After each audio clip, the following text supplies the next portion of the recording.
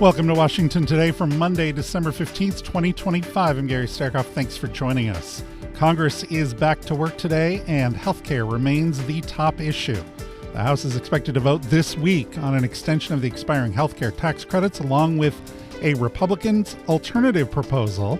Over in the Senate, debate continues on the annual defense policy bill, and reaction continues to the two mass shootings that happened over the weekend on opposite sides of the world. Authorities continue to work to find the suspect who opened fire at Brown University, killing at least 2 students and injuring 9 others. Meanwhile, Australian Prime Minister Anthony Albanese convened his government to come up with ways to tighten gun ownership rules following an attack in Sydney's Bondi Beach that killed at least 15 people and injured at least 40 others at a Hanukkah celebration. Prime Minister Albanese called the attack an act of antisemitic terrorism. Now, this is Congress's last week of work for the year. Here's Republican leader John Thune, who talked about what he thinks are some of his party's accomplishments this year. And thanks to the working families tax cuts, which we passed in July as part of the One Big Beautiful Bill, South Dakotans won't see a tax hike next year. Instead, they'll start seeing tax relief in the new year when the new tax law takes effect. They'll be able to take advantage of a larger child tax credit, a bigger standard deduction, and a bonus deduction for seniors this tax season. They'll see larger tax refunds come April, and they can expect that to be the new normal because the working families tax cuts deliver permanent, Mr. President, permanent tax relief. That's right. No tax hike next year, no tax hike ever. The working families aren't the only ones who will be benefiting from tax permanence. Thanks to Republicans' tax cuts, farmers, ranchers, and small business owners can also look forward to having more breathing room in their budgets next year. They will benefit from permanently lower tax rates. The 199A deduction, now also made permanent. The full expensing provision, also now permanent, which makes it easier to replace a piece of equipment and upgrade your operations. And the now permanent research and development expensing provision, which is already helping South Dakota businesses innovate. Meanwhile, this weekend's shootings were on the mind of Senate Democratic leader Chuck Schumer. So, Mr. President, we convene after a weekend of both horror and grief. Saturday afternoon, as students were studying for finals, a masked gunman opened fire inside a classroom at Brown University. 9 students were injured, 2 were killed. The victims were not even 20 years old. This is every father and every mother's worst nightmare. For now, the shooter remains at large, and we urge residents in the area to listen to guidance from local law enforcement. Then, just a few hours later, on the first night of Hanukkah, on a popular beach in Sydney, Australia, two terrorists opened fire on Jewish Australians gathered in celebration. At least 15 were killed, another 29 injured. Among the murdered was a 10-year-old girl and an 87-year-old Holocaust survivor. Also among the murdered was Rabbi Eli Schlanger, a pillar of Brooklyn's Crown Heights community who welcomed a son to the world just 2 months ago. May the memories of all those killed and injured in this weekend be a blessing. I have warned repeatedly that anti-Semitism is a scourge around the world that must be condemned loudly and fought vigorously at every turn. The Jewish people have been collectively demonized, increasingly so in the last few years. And this tragedy in Sydney shows the danger, the abject danger, of letting anti-Semitic rhetoric and action go unchecked. So those of us in elected office have a responsibility to speak out against anti-Semitic rhetoric and conduct wherever it arises, whenever it arises. And separately, Congress must also take action against another poison of our age, that of rampant gun violence. Australia is no stranger to gun safety legislation. They famously took strong action in the 1990s and saw gun violence plummet.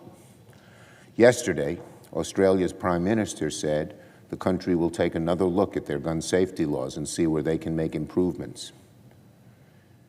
If Australia can find courage to act after a tragedy like the one in Bondi Beach, Congress should certainly find the will to act after a tragedy like the one at Brown University. For the sake of those who were killed this weekend, and for the sake of so many lives we can save moving forward, Congress must again act against gun violence and act against all forms of violent hate. Senate Democratic Leader Chuck Schumer on the floor this afternoon. Now, we mentioned the defense bill. Senate leadership is hoping to approve that and send it to the president by the end of the week. Members are scheduled to take a procedural vote on it at 5:30 p.m. Eastern Time today. Senators are also working this week on a package of 97 of President Trump's executive and judicial nominations.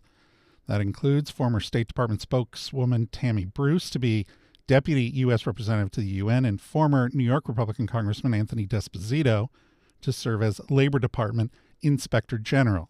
And Punchbowl News senior congressional correspondent Andrew Desidero reporting that a bipartisan group of senators are looking to meet this evening on health care during or after the 5:30 p.m. Eastern Time vote. Andrew Desidero reporting that, quote, despite no Senate action on it this week, many senators view it as a live issue given House votes and possibility of a discharge petition. Now, those votes in the House are scheduled this week. The Democratic plan, a 3-year extension for the Enhanced Affordable Care Act tax credits that help pay for premiums. And according to Axios, the Republican plan lets those tax credits expire at the end of the year and instead expands association health plans. Those are the ones that allow employers to band together to buy coverage. It also includes a cost-sharing program that's meant to lower premiums for certain Affordable Care Act enrollees, and new transparency rules on pharmacy benefit managers to lower drug costs. But that's not the only plan circulating on the Republican side. Politico reports today that moderate Republicans, quote, are privately strategizing a plan that includes a 2-year extension of the ACA tax credits along with an income cap and other exchanges. Now, where is this all headed? Here's Bloomberg congressional reporter Stephen Dennis. Even if these moderates succeed in passing a version of these ACA subsidies in the House with a narrow majority, with a discharge petition if the Democrats joined them, or if they join the Democrats have their own discharge petition, even if they pass that, if it's a narrow passage in the House, it probably won't get 60 votes in the Senate, and you still need the president's signature.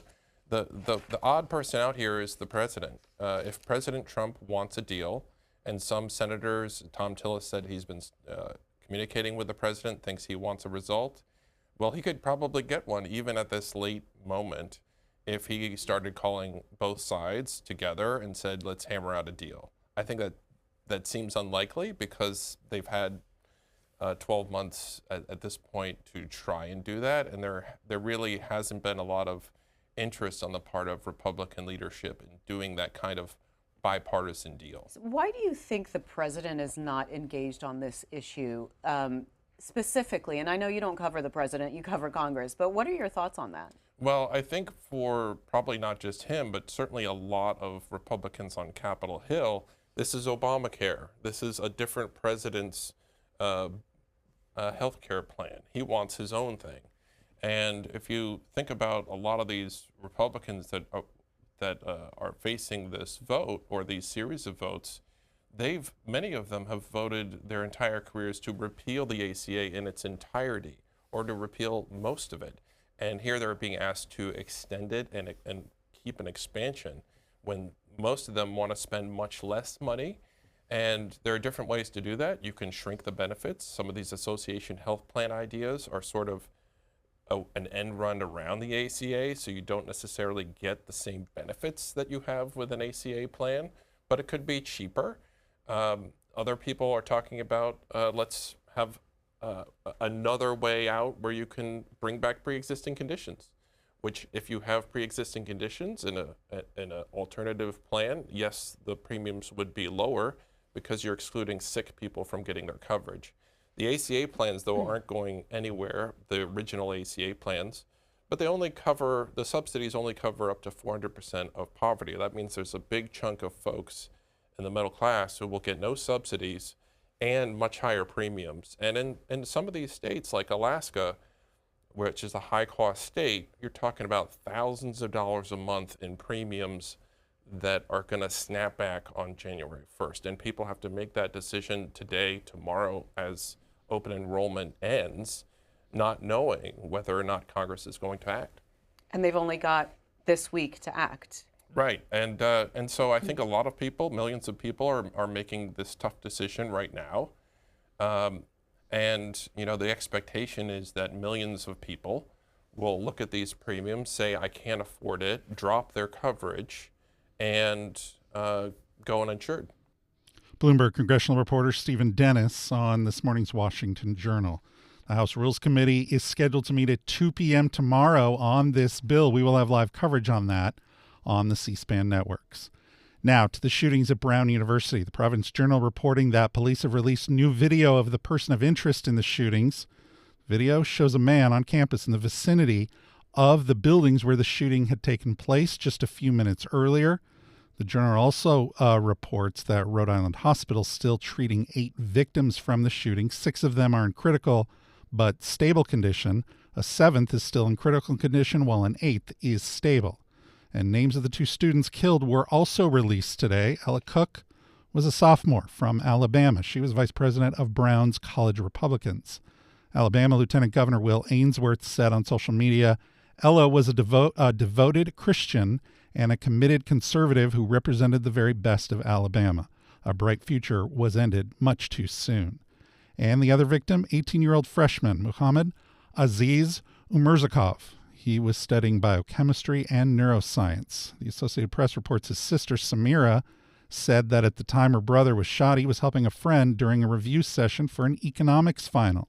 She also told the AP that her brother had suffered a neurological condition when he had as a kid that required surgery, and he later used a back brace due to scoliosis. She added that, quote, he had so many hardships in his life, and he got into this amazing school and tried so hard to follow through with the promise he made when he was 7 years old. At the White House, President Trump was asked about the shootings. On Brown University, Mr. President, do you know what the motive of the shooter was? Was it a targeted attack?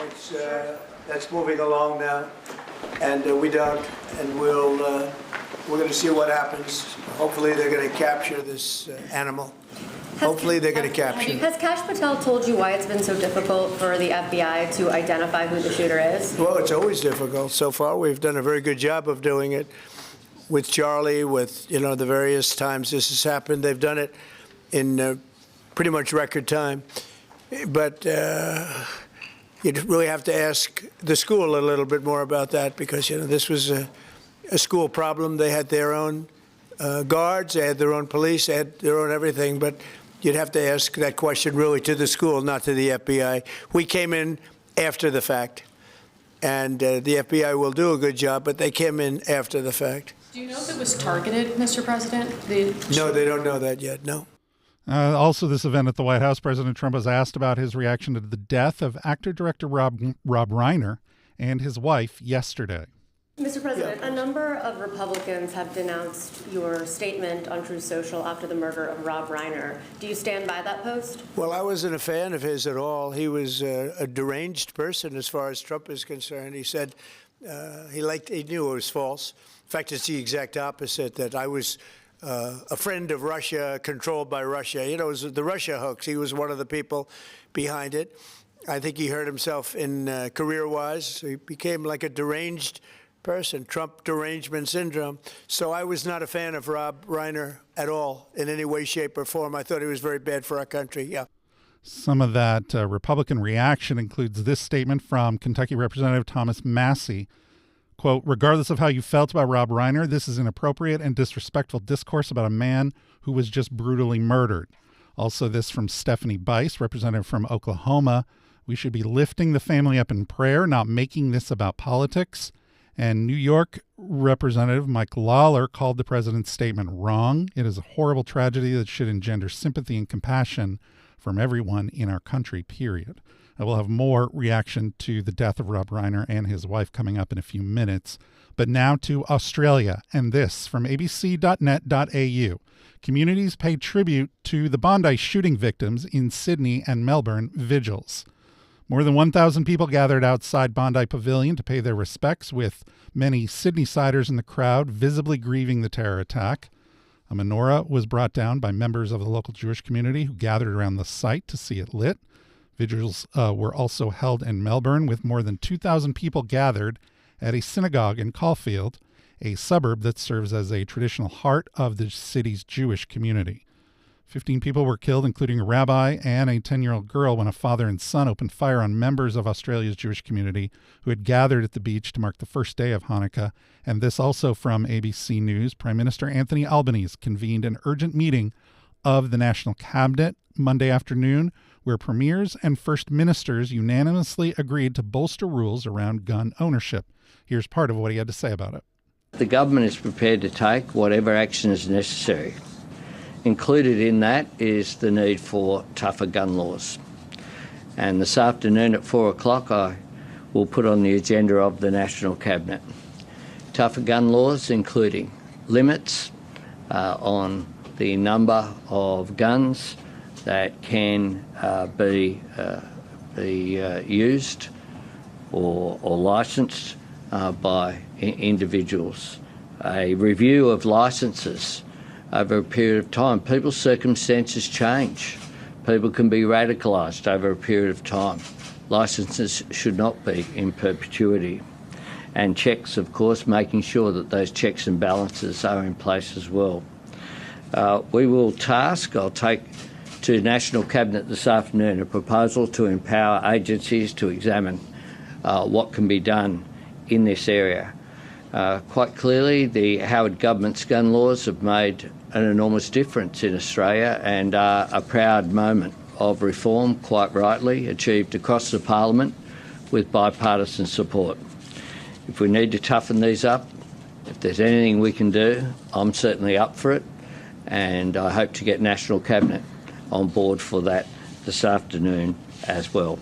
Australian Prime Minister Anthony Albanese. ABC News also reports the federal government will also start work on potential customs restrictions for gun imports, including 3D printing, novel technology, and firearms equipment capable of holding large amounts of ammunition.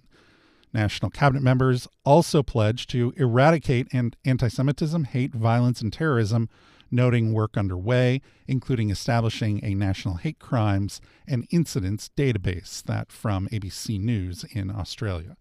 You're listening to Washington Today. Hey, 6th to 12th graders, think you've got something to say? C-SPAN Student Cam is your chance to create a documentary on a topic that matters to you. This year's theme, exploring the American story through the Declaration of Independence. Win up to $5,000 and have your video featured on C-SPAN. Submit by January 20th. Details at studentcam.org. Your voice, your story, Student Cam 2026.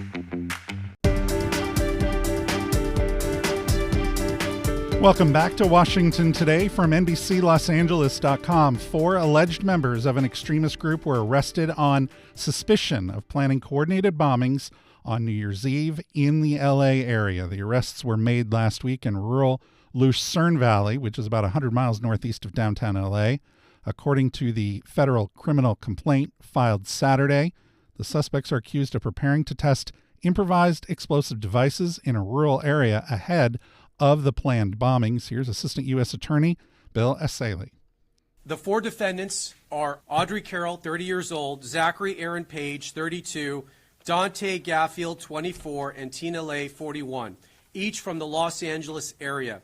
Each is charged with conspiracy and possession of an unregistered destructive device in violation of Title 26, United States Code Section 5861D. We intend to file additional charges in the coming weeks as we finish reviewing the evidence. The defendants are all radical anti-government members of the Turtle Island Liberation Front, which, according to their own social media, is an anti-capitalist, anti-government movement that calls for their associates to rise up and fight back against capitalism. One of the leaders of the organization, defendant Audrey Carroll, helped organize an even more radical faction of the group called the Order of the Black Lotus. Each of the defendants charged today was also a member of the Order of the Black Lotus. Carroll described this group to her co-conspirators as everything radical. As detailed in the federal complaint, which we will now make public, in November 2025, Defendant Carroll created a detailed bombing plot to use explosive devices to attack 5 or more locations across Southern California on this upcoming New Year's Eve. Carroll and her co-defendant, Zachary Page, led the effort to obtain and build the bombs and to recruit others to join in their plot. Carroll's bomb plot was explicit. It included a step-by-step instructions to build IEDs or improvised explosive devices and listed multiple targets across Orange County and Los Angeles. Carroll also made clear her desires. She said, quote, "What we are doing will be considered a terrorist act." Carroll and Page also discussed plans for follow-up attacks after their bombings, which included plans to target ICE agents and vehicles with pipe bombs. Carroll stated that those plans would, quote, "take some of them out and scare the rest." Assistant U.S. Attorney Bill Saley in Los Angeles earlier today. NBCLosAngeles.com reports that evidence photos included a desert campsite with what investigators said were PVC pipes, suspected potassium nitrate, charcoal powder, sulfur powder, all spread across plastic folding tables. Attorney General Pam Bondi was at today's briefing, said on social media, quote, "This was an incredible effort by our U.S. attorneys' offices and the FBI to ensure Americans can live in peace. We will continue to pursue these terror groups and bring them to justice." Tributes are coming in following the news of the death of acclaimed actor and director Rob Reiner and his wife Michelle last night in Los Angeles. Former President Obama put out on social media, "Rob's achievements in film and television gave us some of our most cherished stories on screen, but beneath all of the stories he produced was a deep belief in the goodness of people and a lifelong commitment to putting that belief into action." California Governor Gavin Newsom said in part, "Rob was a passionate advocate for children and for civil rights, from taking on big tobacco, fighting for marriage equality, to serving as a powerful voice in early education. He made California a better place through his good works." And LA Mayor Karen Bass said, "This is a devastating loss for our city and our country. Rob Reiner's contributions reverberate throughout American culture and society, and he has improved countless lives through his creative work and advocacy fighting for social and economic justice." Here's LA Police Chief Jim McConnell on the state of the investigation. He spoke to reporters earlier today. First of all, our hearts go out to the family and friends of the Reiners, a tragic incident. Yesterday at December 14th, about 3:40 in the afternoon, LAPD responded to a residence, the residence of Rob and Michelle Reiner, located in West Los Angeles Division. At that location, they found 2 deceased adults, a male and a female. Through the night, working with the coroner's office, they were able to identify them definitively as Rob and Michelle Reiner. We have our robbery homicide division handling the investigation. They worked throughout the night on this case and were able to take into custody Nick Reiner, a suspect in this case. He was subsequently booked for murder and is being held on $4 million bail. Pretty much that's what I can share at this point, but again, a very, very tragic incident. Can you talk about, I know Deputy Hamilton talked about the search warrant and how important that was with the inside. Can you talk about where that played a role in this and what you guys needed in order to gain access? Yeah, you know, we use search warrants to be able to further our investigation, as you know, on all of these cases. I wouldn't be in a position to talk specifically about what the object of the search warrant was, but it's a critical piece of our investigations to be able to ensure down the road a prosecution. Los Angeles Police Chief Jim McConnell earlier today. Rob Reiner made 17 appearances in the C-SPAN video library, and here's one from nearly 13 years ago when he spoke with San Francisco TV anchor Dan Ashley at the Commonwealth Club of California. He talked about marriage equality in this discussion, climate change, immigration reform, gun rights, and his career in Hollywood. When you direct, how do you pick a project when you choose a film to direct? You've had so many remarkable successes in several different genres in film. Well, I try to find Spinal Tap and Princess Bride were satires, and I kind of like satire, and that was a different kind of thing. As Princess Bride was my favorite book as a kid growing up, but normally what I'll do is I'll look how do I get into where is my way into this story? Okay. What is there a character that I can identify with, that I can tell the story through, like in Stand By Me or even in A Few Good Men?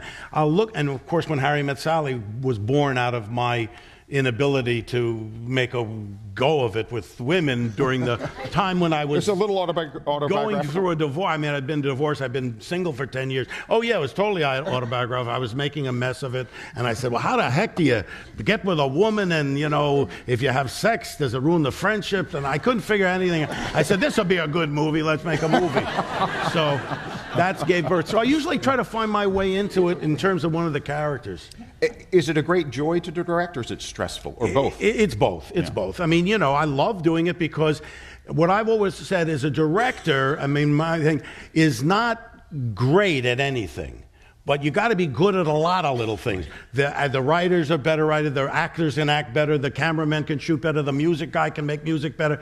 The designer can design better. But if you have a little knowledge in a lot of areas, you can do it, And I have one of those kind of brains that I have a little musical ability. I have a little artistic thing. I can act a little. I can write a little. And it all kind of comes together. So it is the most satisfying because I get to use all of the parts of me. And I don't have to be good at anything.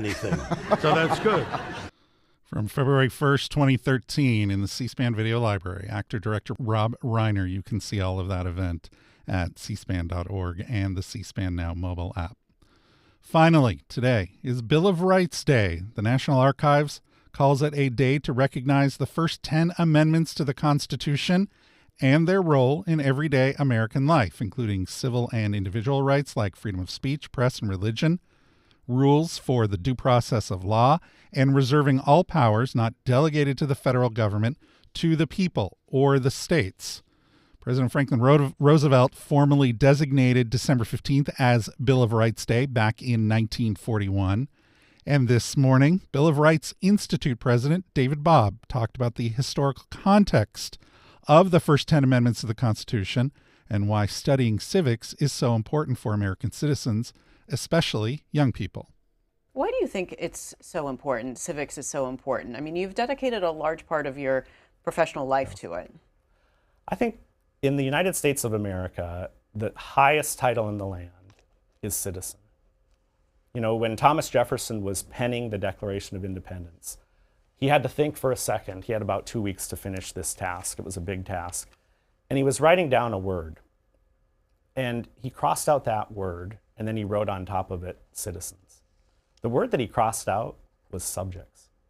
We know that because in 2010, researchers from the Library of Congress used a technology to scrape the ink back. Think of that change, going from subjects to citizens. That's everything. Civics is important because it's not just about learning history. It's about being able to take these ideas, these principles, and applying them in your everyday. We see that in the lives of the kids that we help across this country. They're excited to make a difference and to leave their mark on our democratic republic. You can see our entire discussion with Bill of Rights Institute President David Bobb at C-SPAN Now and cspan.org. He was on this morning's Washington Journal. That's also where you can find this program as a podcast. It's also on YouTube. Just search Washington Today.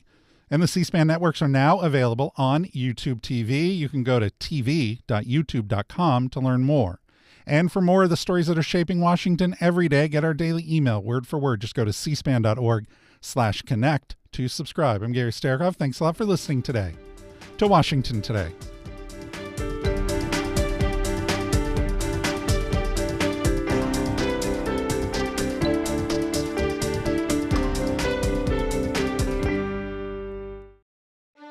C-SPAN's Washington Journal, our live forum inviting you to discuss the latest issues in government, politics, and public policy from Washington and across the country. Coming up Tuesday morning, we'll discuss this week's votes on the future of healthcare subsidies, Ukraine, and other news of the day with Texas Republican Congressman Keith Self, chair of the Foreign Affairs Subcommittee on Europe and a member of the Freedom Caucus. Then the Hudson Institute's Brigham McCown on attempts by the House to vote on a bill to accelerate permitting for energy projects. Also, Harvard Institute of Politics' John Della Volpe talks about the Institute's new poll on young Americans and their concerns about the future. C-SPAN's Washington Journal, joining the conversation live at 7 Eastern Tuesday morning. On C-SPAN, C-SPAN Now, our free mobile app, or online at cspan.org.